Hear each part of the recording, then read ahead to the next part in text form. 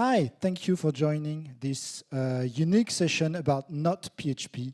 In this API platform conference, we're going to talk a bit about JavaScript and React, and you will see no $sign in the slides at all. I've seen plenty of slides with $signs, and I'm not used to it, so be confident there will be no $sign in this talk about Reactadmin.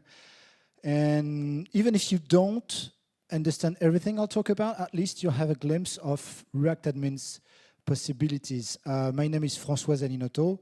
I'm one of the earliest Symfony contributors. You may know me for my role in the Faker and Reactadmin open source projects.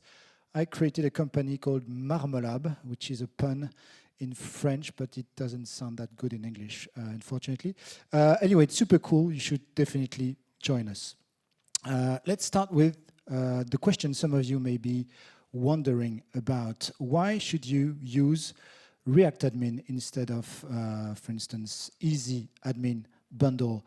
Well, that's because developer time is expensive.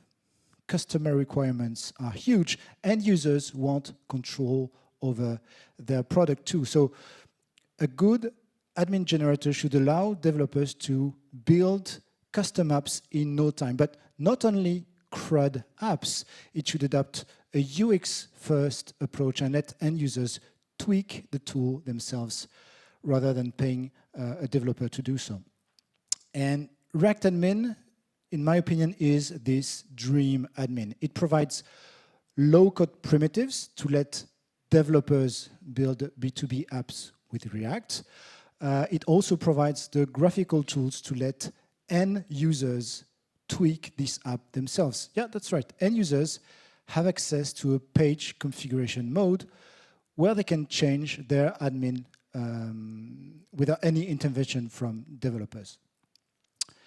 And that's, I think, a pretty good reason to use more JavaScript in your admins. And by the way, if you're this type of PHP developer allergic to JavaScript, here's a scoop. Reactadmin is not JavaScript. It's a domain-specific language for admins that you can use to describe an admin in a declarative way. Because Reactadmin uses React, which uses JSX, so admin components look like XML. So this presentation is intended for developers with already basic knowledge of React and Reactadmin. If you want a getting started tutorial, please check the Reactadmin website. Let's dive in right away. So my first tip is about guessers. You probably know them because they're already enabled by default in API Platform Admin. The resource guesser uses the API schema exposed by API Platform to configure a list page. It also configures an edit page, a creation page. All the fields and inputs correspond to the API schema. It takes only one line per resource, and it's enough to generate a basic admin. So guessers are a great starting point, especially if you're not a React expert. Guessers dump the code they generate in the console. So it's very small in the slide, but if you just copy and paste this code into your IDE, you can start tweaking your admin. But the UI generated by guessers remains basic. It reflects the data model rather than the tasks the end users have to achieve. So in my opinion, these generated CRUDs are only marginally better than PhpMyAdmin. And I think your users deserve a better experience than that. And what kind of experience can Reactadmin provide? That's my second tip. You should check the Reactadmin demos. We've published 3 demos based on real-world use cases. The source is always public, and it's probably the best way to learn Reactadmin best practices. These demos are here to help you pass from the getting started tutorial to a real-life product. And I think that's one of the areas that most libraries lack documentation for. And with these demos, you'll learn Reactadmin just the same way as you learned HTML. Check the source, copy it, and you're good to go. So for instance, let me introduce you to Posters Galore. It's the administration of an imaginary poster shop featuring the screens you'd expect from an e-commerce administration, a dashboard with charts, a product list page, customer search, invoicing, comment moderation. It's a classic admin in the sense that it displays mostly lists and forms. And if you want to understand how it's built, you can just inspect the UI using the React developer tools. You can see the component names, even though you're looking at a production build. You can search a component by its name or click on the Inspect button on the far left to visually select any element you want, and then click on the View Component Source button on the right side of the DevTools to see the full source, uncompiled, ready to be learned from directly in your browser. Even the TypeScript types are here. Here is a second demo showing you how to use Reactadmin to build a B2B app. It's called Atomic CRM, and it's a customer relationship management app complete with contacts, companies, a deal pipeline with drag and drop capabilities. You can see it has a different navigation UI. It de-emphasizes forms to encourage inline edition, and it bans the data grid. My third tip is to take advantage of the surrounding context. So Reactadmin makes a heavy use of React context so that components anywhere in the tree can grab data defined higher in the chain. And it's also useful to build your own components. So for instance, let's check record context. Reactadmin creates a record context every time it renders a record. So for instance, in a data grid row or in an edition view, this context contains the current record. Simple. Any React component can read it using the use record context hook. That's what Reactadmin field components do, and that's what I did in this custom field component.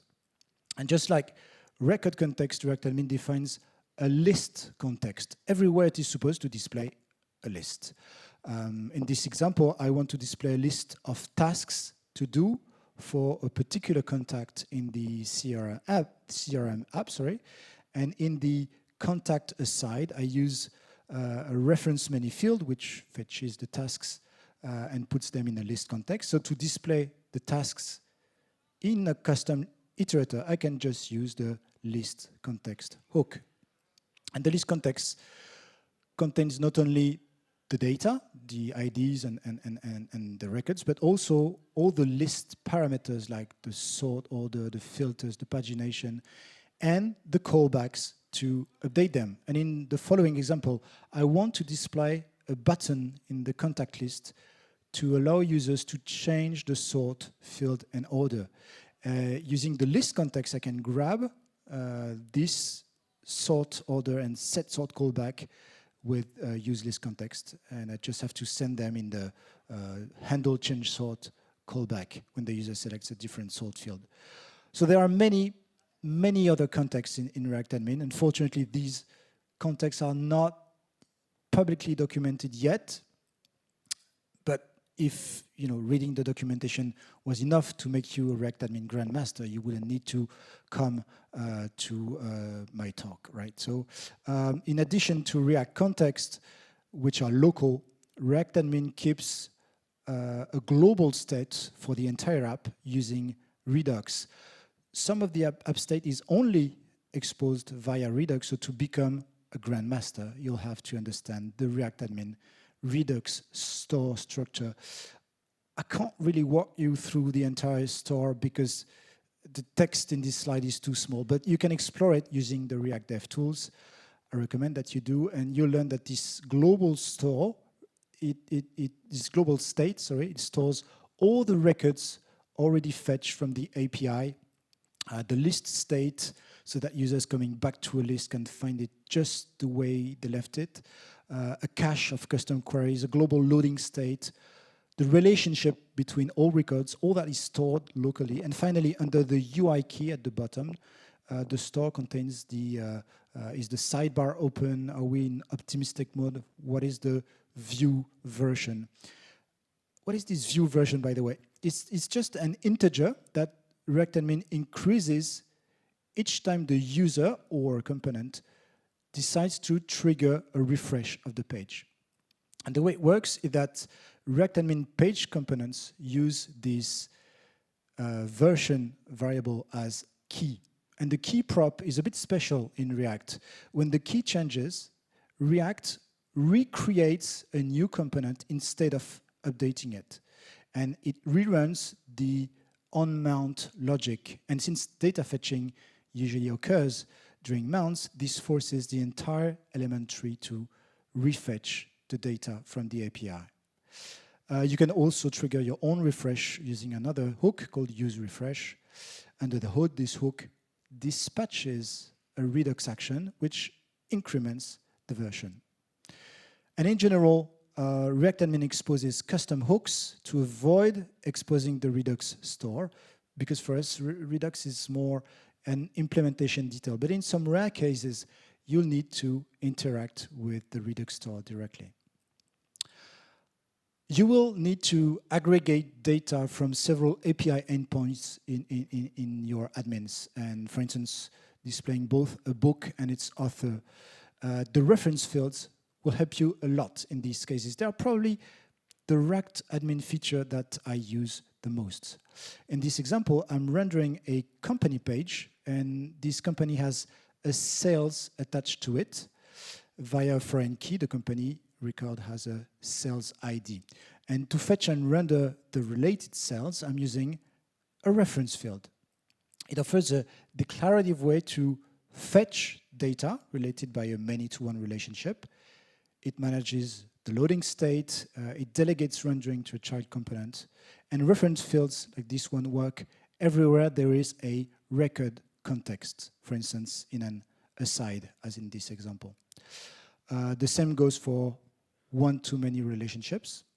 Here, a contact has many comments. Each comment has a contact ID. And I need to display the list of comments about a contact in this page, so I use the reference many field component. It takes care of fetching the data provider handler. It handles filters and sorting. And it takes an iterator component as child, which can be a data grid or a custom component like the notes iterator here. And how about when the relationship is carried by the other side?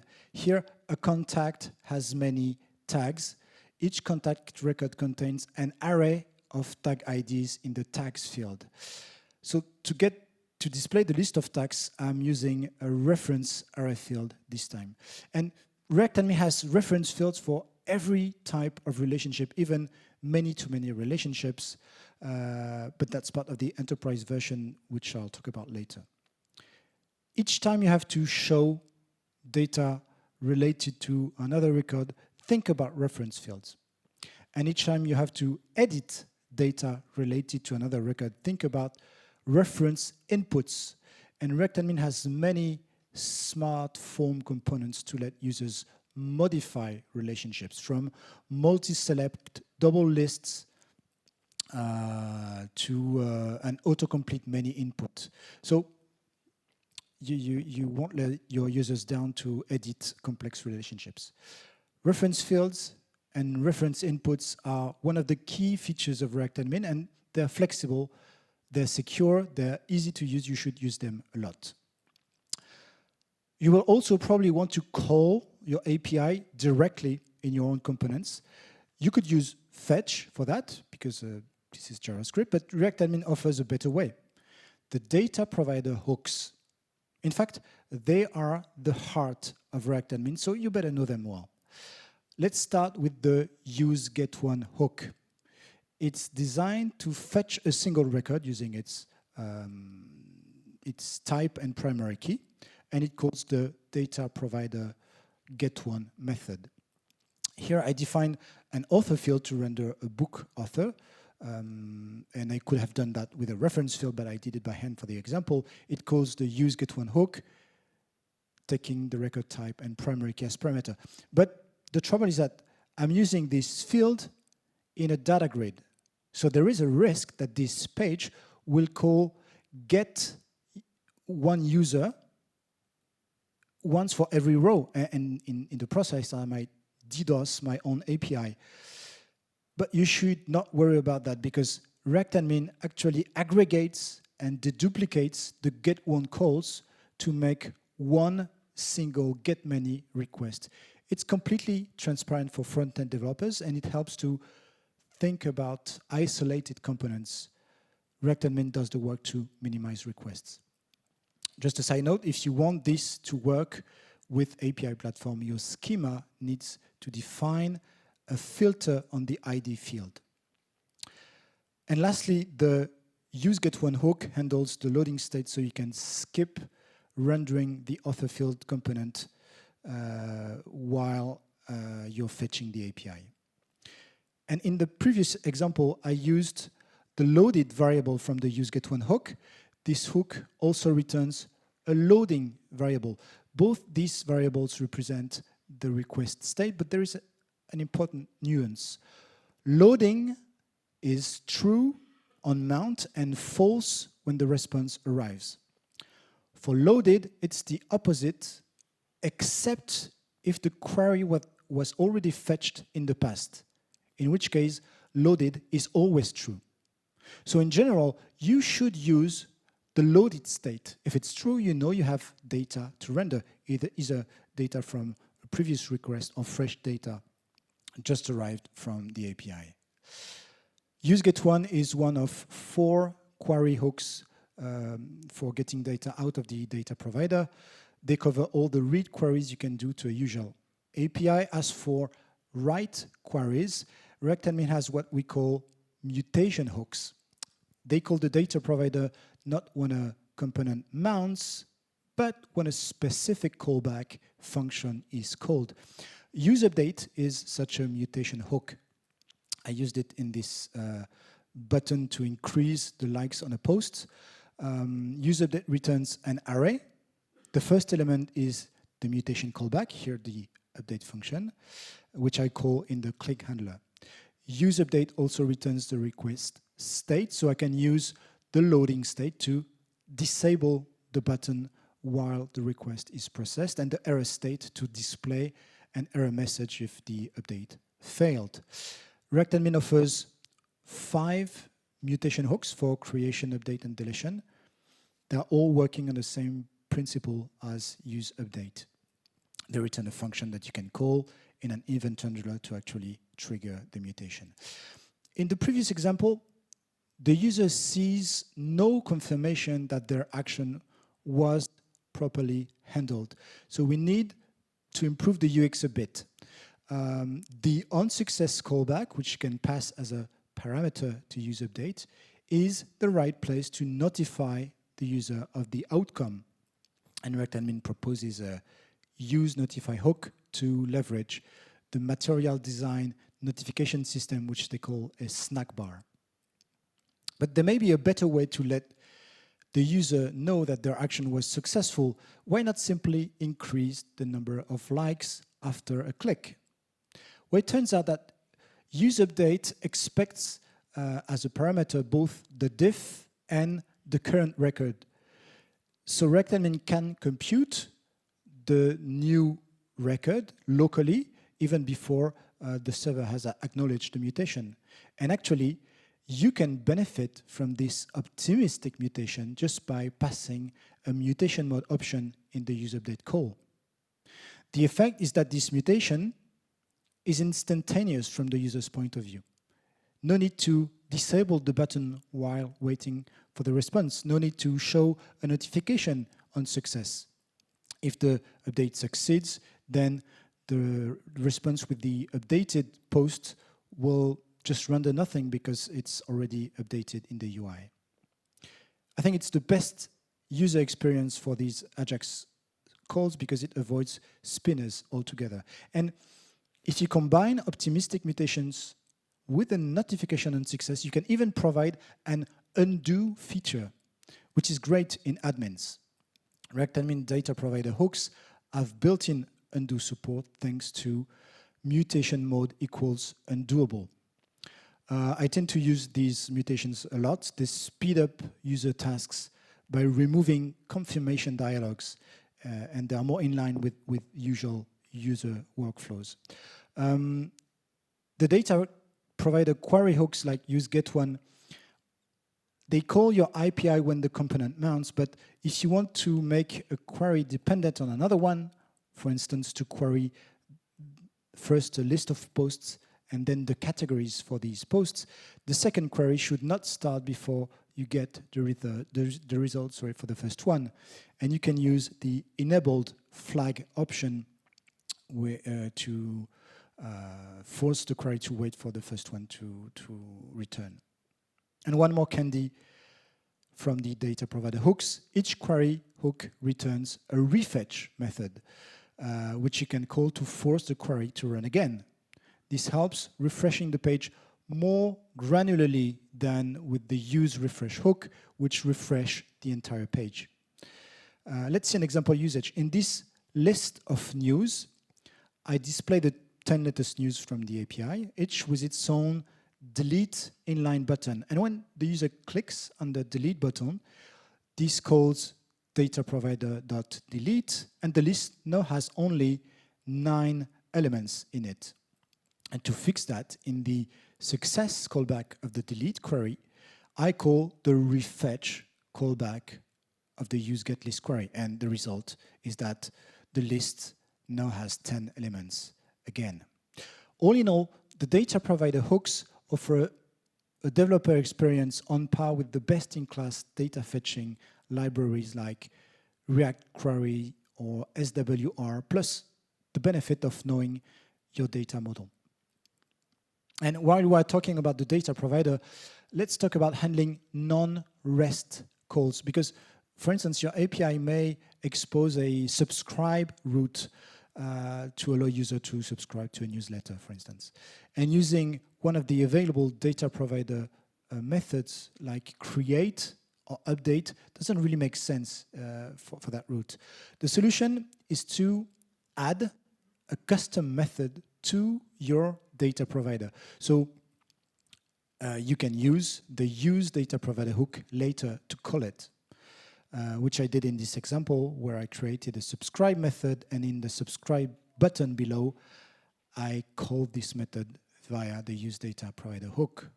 I could even use the use mutation hook, but we've already spent too much time exploring the infinite possibilities of data provider hooks.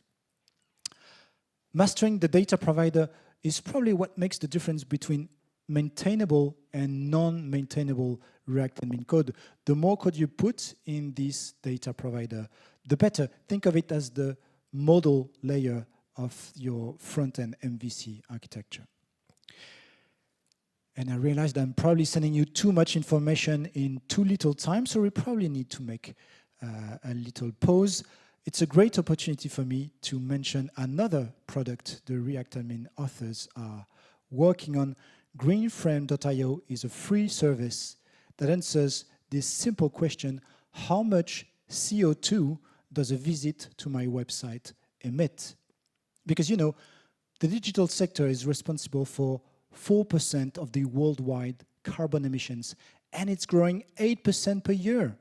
So it's about time, that we, software developers, do something about it. So go to greenframe.io and measure the footprint of your web apps. Then you'll be able to start reducing that footprint. End of the intermission. Reactadmin proposes 2 sets of components for filters: the filter form combo, which is enabled by default, and the filter sidebar, which is lesser known. And I personally prefer the filter sidebar. You should be familiar with it. It's the same filtering system that you'll find on most e-commerce websites. And users prefer this sidebar because they see all the filtering options right away. They need only one click to enable or disable a filter. Here you can see the code necessary to declare the filter on the last visit date. It's just a matter of providing a filter list which groups filter values under a common label, and a set of filter list items, each with its own name and filter value. This also allows you to create filters on multiple sources, for instance, to filter by recent users who subscribe to the newsletter. We've spent the past year and a half adding tons of new features to Reactadmin, focusing on enterprise use cases.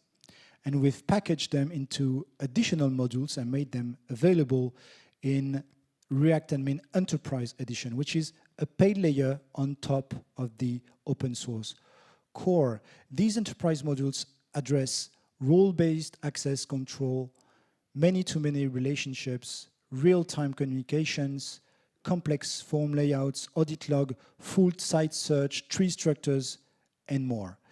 And here is my most important advice. If you need any of these features, don't develop them yourselves. I know you're developers. It's your job to build stuff. And besides, you may think, what's complicated in role-based access control?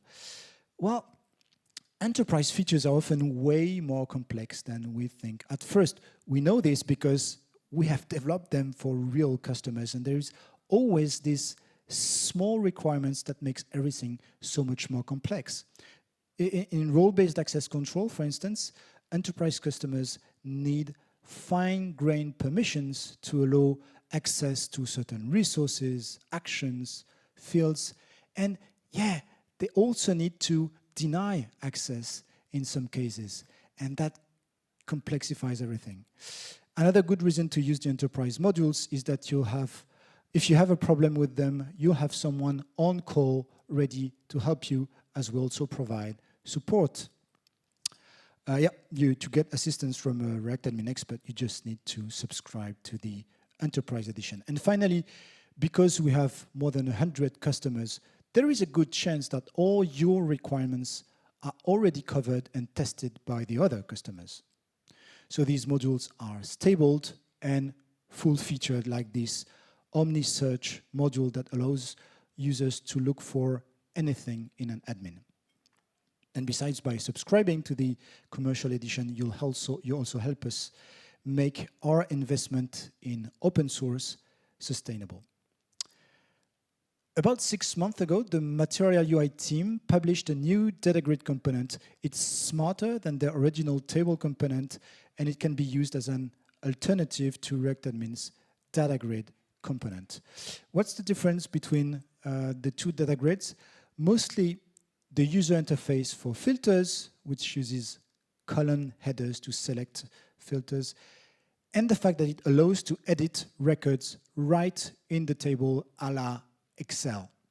And I don't know about you, but my customers are all fond of spreadsheets, and sometimes their specification is even a spreadsheet. And since it's a tool that they are proficient with, they're usually very happy when we offer them a user experience close to that. And that's what Material UI's data grid offers. And to use it, just replace the Reactadmin data grid with one from another package called RA Data Grid. It's a package that we've built ourselves on top of the Material UI data grid. You'll notice that this alternative data grid doesn't use field components. You'll have to describe the columns in JavaScript. Here is an example for data grids with 4 columns. It's a bit verbose, but you'll manage. This package is considered beta, but stable enough, in my opinion, to be used in production. My next tip concerns forms. And personally, I hate forms, especially complex forms.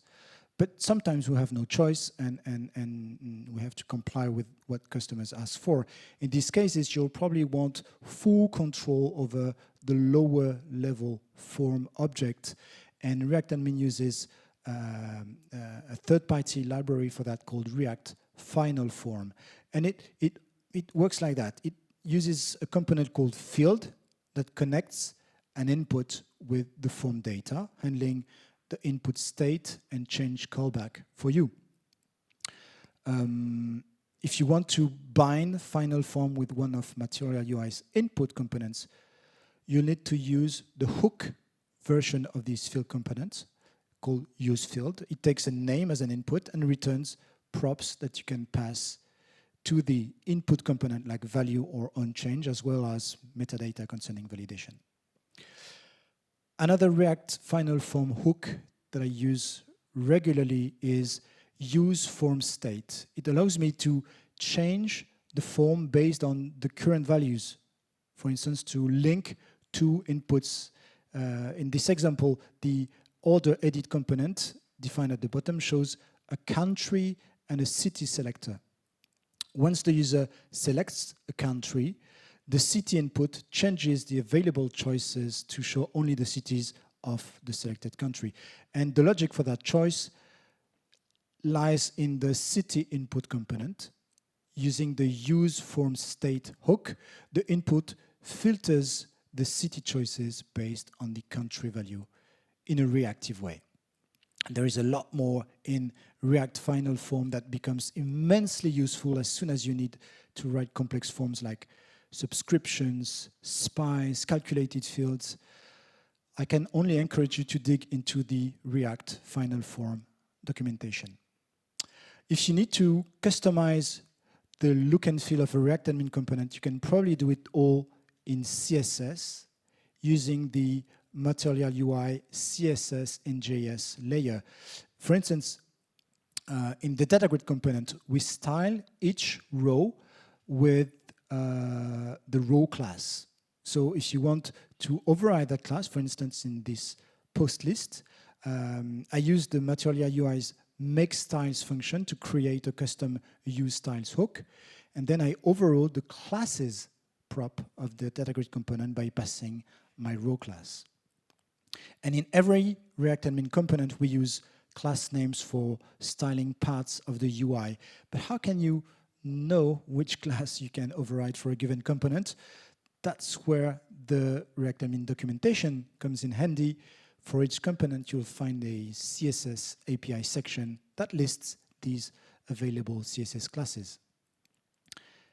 And alternately, you could guess the available class names just by inspecting the DOM. Here I'm inspecting a data grid row, and with a little bit of habit, it's easy to spot that this component has a row even, a row odd, and a clickable row class that I can override. The same techniques allows you to override the default style of a Reactadmin component for the entire app. This takes advantage of Material UI's theming solution. I use the overrides key in a custom Material UI theme to customize the look and feel of all the data grid rows in this example. Reactadmin adopts a particular architecture that lets you override pretty much everything in the framework through composition. This comes at a cost. You often need to write slightly more code than with other frameworks that rely on configuration rather than composition. But composition brings so much power that I think you won't regret it. For instance, how can you override the menu in an admin? The admin component doesn't expose a menu prop. It does, however, expose a layout prop, and the layout component exposes a menu prop. So you can pass your custom menu to a custom layout and pass the custom layout to the admin. It's a bit more verbose, but once you understand that you can also completely replace the layout by your own component, you understand the power of this composition. And that's also why you will not find a God component in Reactadmin, you know, a component that takes a huge amount of options. And instead, many Reactadmin components delegate part of their features to other components that you can override. Your customers will ask you eventually for a page in the admin that is not a list, that is not a show view, that is not an edit or create view. For instance, an account creation page or a profile page. And Reactadmin gives you full support for custom pages because it exposes the underlying routing library that it uses called React Router, and it's the most popular routing library in React, so you should be familiar with it. To create a custom page, you can use the root component which associates a path with a component. Here I'm adding two custom roots to my admin app, one for the profile URL and the other for the register URL. Then I'm passing these roots to the admin component. And to let users access your custom pages, you can use a React Router's link component or create a custom menu entry for it. In this example, I'm overriding the default menu generated by Reactadmin to include a menu item linking to the profile page. So I haven't been completely honest with you. I couldn't fill all the 237 tips into a 30-minute conference. I tried, but when I rehearsed the conference with my daughter, she dropped dead as the 75th tip. The truth is that you are already a programming Grandmaster because you are using API platform. So you are proficient with the web architecture, and none of the React admin concepts will cause you any trouble if you want to study them. So learn it at your own pace.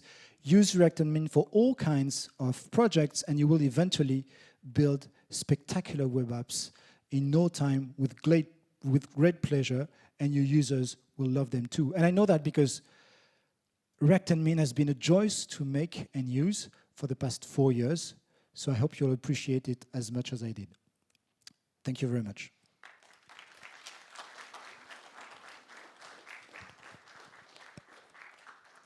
Thank you very much, François. A lot of tips and a lot of more to discover on the documentation and on the demo. Do we have any questions here or on site?